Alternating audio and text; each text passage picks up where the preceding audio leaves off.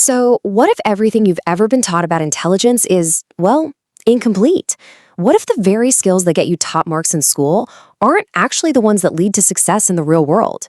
Today, we're going to unpack a completely new way of looking at intelligence, one that explains why some of the smartest people we know just seem to get stuck and what it really takes to get ahead. Does this sound familiar? You see someone who absolutely crushed it in school, aced every single test, but now in their career, in life, they're just kind of average. Maybe that person is you. It's this super common frustration, right? You feel like you're thinking fast, you're working hard, but you just keep hitting a wall. It's easy to ask yourself, why am I putting in all this effort and not getting the results? Here's the thing. The problem isn't that you're not smart. The problem is that society has basically trained us all to see only one piece of a much bigger puzzle. From the moment we start school, we're told that being intelligent means having a high IQ, thinking fast, having a great memory, being quick with logic. But that's just the foundation. And if you only focus on the foundation, you can never build the rest of the house. That's exactly how progress stalls. Okay, so let's move past simple book smarts. It's time to deconstruct what I like to call the IQ trap and see why, even though it's necessary, it is nowhere near enough to get you where you want to go. Think of IQ like this. It's the currency of our whole education system. It's your ability to find the right answer to a question someone else gives you and to do it fast. It's the horsepower of your brain's engine. But you know what? Having a Ferrari engine doesn't do you any good if you're stuck in traffic, or worse, driving full speed in the completely wrong direction.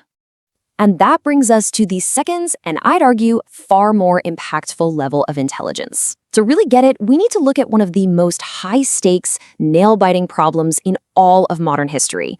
Picture this. It's 1941. Nazi Germany is just dominating World War II. A huge reason why is the Enigma machine, which sent out a seemingly unbreakable code. It allowed their U-boats and military to coordinate these devastating surprise attacks. Britain was literally on the verge of starvation, completely cut off, and losing the war.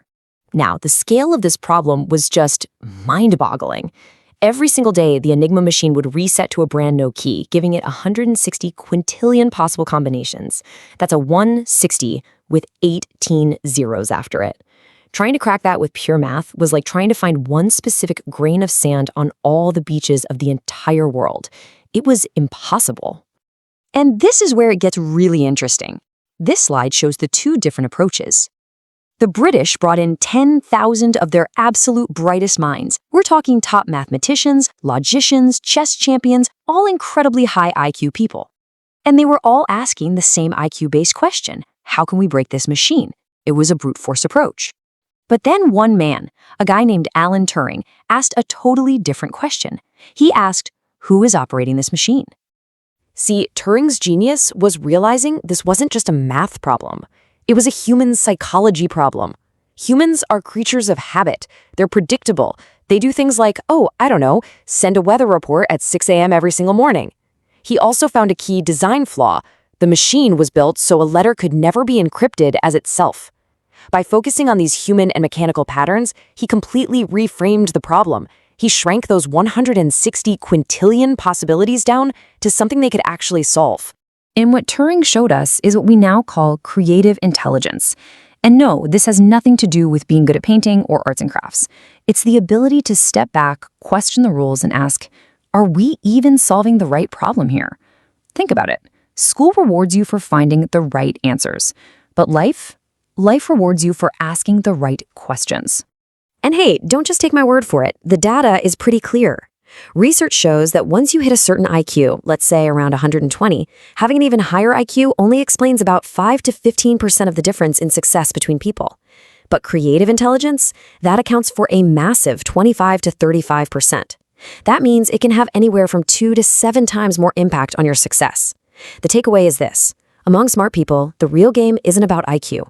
It's about perspective. But, okay, even asking a brilliant, world-changing question isn't the end of the story.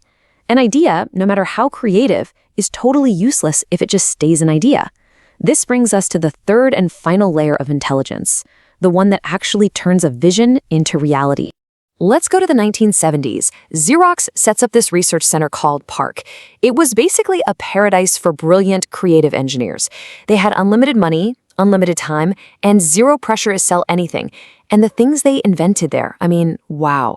The graphical user interface, the mouse, Ethernet, laser printing. They literally invented the blueprint for the modern computer that you and I are using right now. So here's the billion-dollar question, or maybe trillion-dollar question. If Xerox invented the future, why are they basically irrelevant today, while companies like Apple and Microsoft, who, by the way, borrowed those ideas, are some of the most valuable companies on the planet? The answer is actually pretty simple, but it's incredibly profound.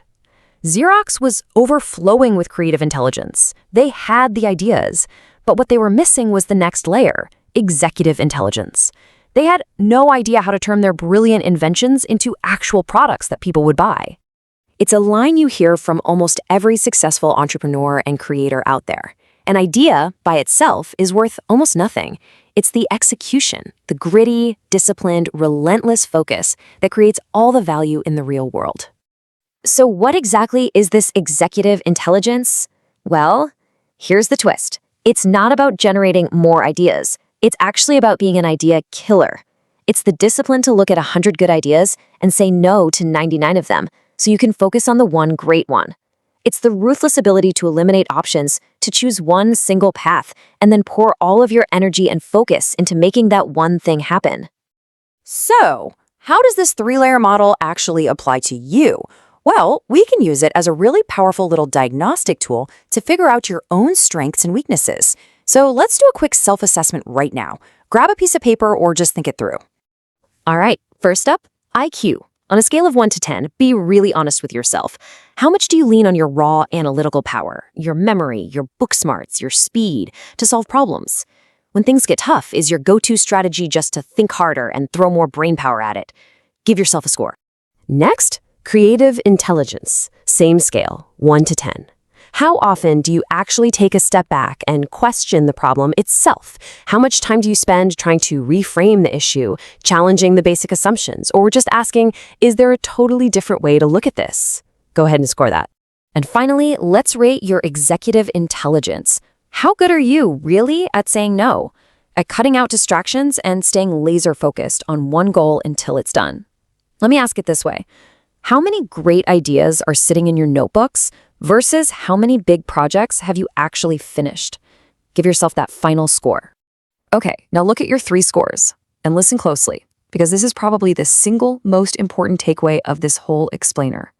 Your lowest score is not your biggest weakness. It's your biggest opportunity. That's where you'll get the most bang for your buck. If your creative score was low, make a goal to question one assumption every day. If execution was your low score, commit to finishing one tiny project this week, start to finish. That's how you'll see the biggest, most immediate impact on your success.